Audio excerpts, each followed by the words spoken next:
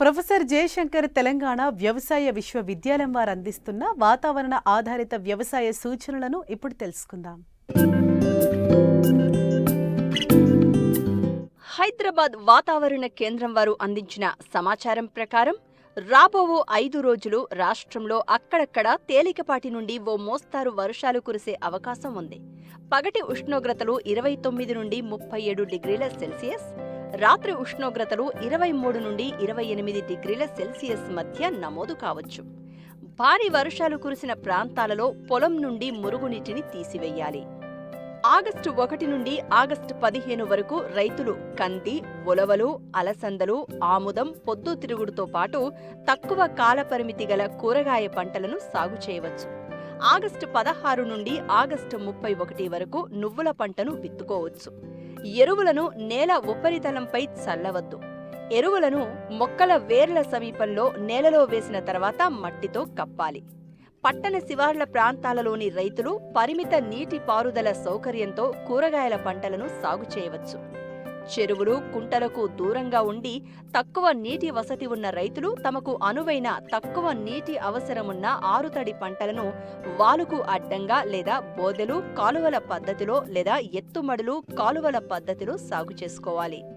ఇప్పటికే ఆరుతడి పంటలు విత్తుకున్న రైతులు చివరి అంతర కృషిలో మక్కీ నాగలి ఉపయోగించి గొడ్డుసాలు వేసుకున్నట్లయితే తక్కువ తేమ ఉన్నప్పుడు తేమ సంరక్షించుకోవడానికి, ఎక్కువ తేమ ఉన్నప్పుడు కాలువల ద్వారా నీటిని బయటకు తీసివేయడానికి ఉపయోగపడుతుంది.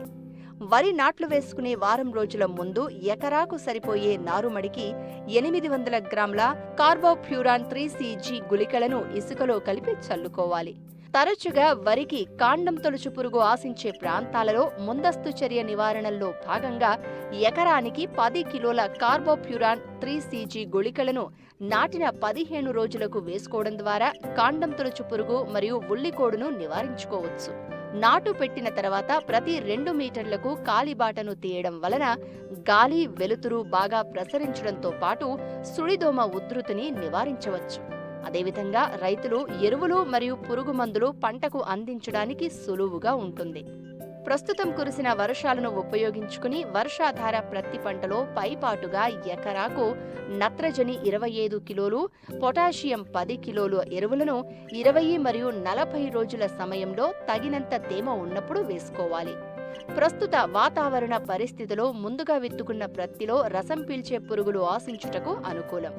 ముందస్తు నివారణలో భాగంగా పసుపు, తెలుపు, నీలం రంగు జిగురు పూసిన అట్టలను ఎకరాకు 10 చొప్పున అమర్చుకోవాలి.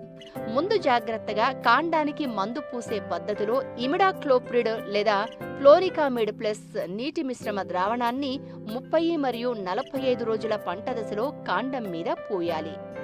ప్రస్తుతం కురిసిన వర్షాలను ఉపయోగించుకుని వర్షాధార మొక్కజొన్న పంటలో మొదటి దఫా పైపాటు నత్రజని ఎరువులను 30 రోజుల వయసులో ఎకరానికి 25 కిలోల యూరియాను తగినంత తేమ ఉన్నప్పుడు అందించాలి. పట్టణ ప్రాంతానికి దగ్గరగా ఉన్న రైతులు స్వల్పకాలిక మొక్కజొన్న రకాలను పచ్చి కండల కొరకు జూలై 31వ తేదీ వరకు విత్తుకొనుటకు అనుకూల సమయం. 14 రోజుల వయసు గల మొక్కజొన్న పంటలలో కత్తెర పురుగు నివారణ చర్యలలో భాగంగా వేప నూనెను పిచికారీ చేసుకోవాలి. ముందుగా విత్తుకున్న మొక్కజొన్నలో కత్తెర పురుగు గమనించడమైనది. నివారణకు క్లోరాట్రినిలిప్రోల్ 0.4 మిల్లీలీటర్లు లేదా స్పైనటోరం 0.5 మిల్లీలీటర్ల మందును లీటరు నీటికి కలిపి ఆకు సుడుల లోపల తడిచేలా పిచికారీ చేయాలి.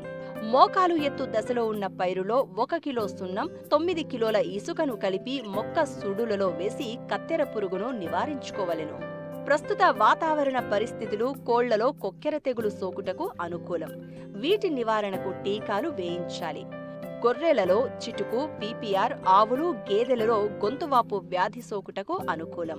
వీటి నివారణకు టీకాలు వేయించాలి. గొర్రెలలో నట్టల నివారణకు డీవార్మింగ్ చేయవలెను.